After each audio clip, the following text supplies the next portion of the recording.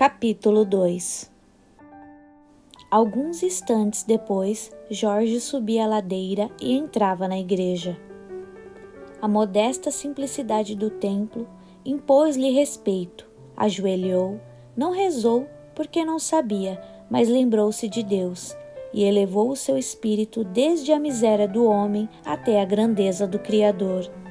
Quando se ergueu, parecia-lhe que se tinha libertado de uma opressão que o fatigava. Sentia um bem-estar, uma tranquilidade de espírito indefinível.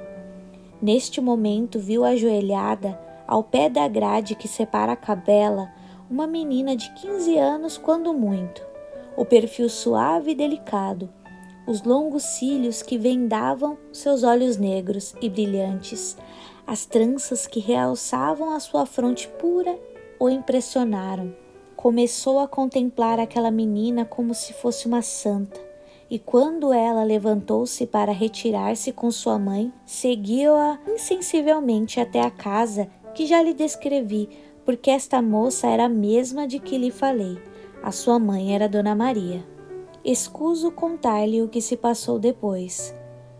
Quem não sabe a história simples e eterna de um amor inocente, que começa por um olhar, passa ao sorriso, chega ao aperto de mão às escondidas e acaba, afinal, por um beijo e por um sim, palavras sinônimas no dicionário do coração.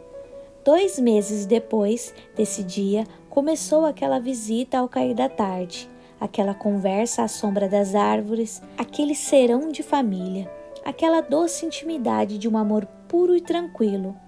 Jorge esperava apenas esquecer de toda a sua vida passada, apagar completamente os vestígios desses tempos de loucura, para casar-se com aquela menina e dar-lhe a sua alma pura e sem mancha.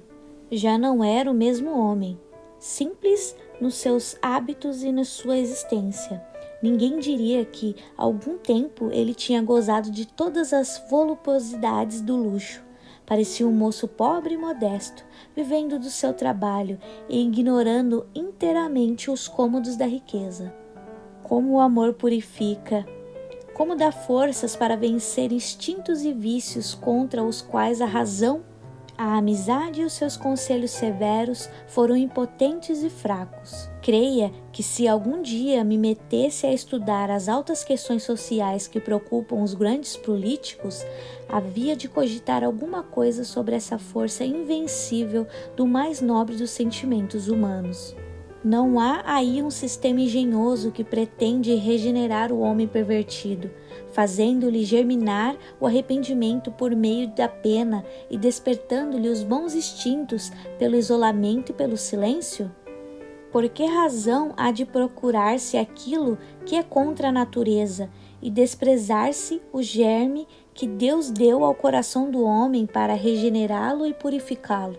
Perdão, minha prima, não zombe das minhas utopias sociais. Desculpe-me essa distração. Volto a quem sou, simples e fiel narrador de uma pequena história. Em amor, 2 meses depressa se passam. Os dias são momentos agradáveis e as horas flores que os amantes desfloram sorrindo. Por fim chegou a véspera do casamento, que se devia fazer simplesmente em casa, na presença de 1 ou 2 amigos.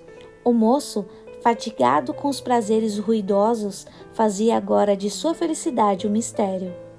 Nenhum dos seus conhecidos sabia de seus projetos. Ocultava o seu tesouro com medo que lhe roubassem.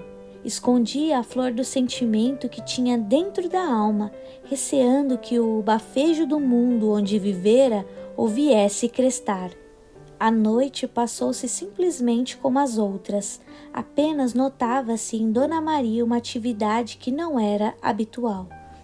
A boa senhora, que exigira como condição que seus 2 filhos ficassem morando com ela para alegrarem a sua solidão e a sua viuvez, temia que alguma coisa faltasse à festa simples e íntima que devia ter lugar no dia seguinte. De vez em quando, erguia-se e ia ver se tudo estava em ordem, se não havia esquecido alguma coisa. E parecia-lhe que voltava aos primeiros anos da sua infância, repassando na memória esse dia, que uma mulher não esquece nunca. Nele se passa o maior acontecimento de sua vida, ou realiza-se um sonho de ventura, ou murcha para sempre uma esperança querida que se guarda no fundo do coração. Pode ser o dia da felicidade ou da desgraça, mas é sempre uma data notável no livro da vida. No momento da partida, quando Jorge se levantou, Dona Maria, que compreendia o que essas duas almas tinham necessidade de dizer-se mutualmente, retirou-se.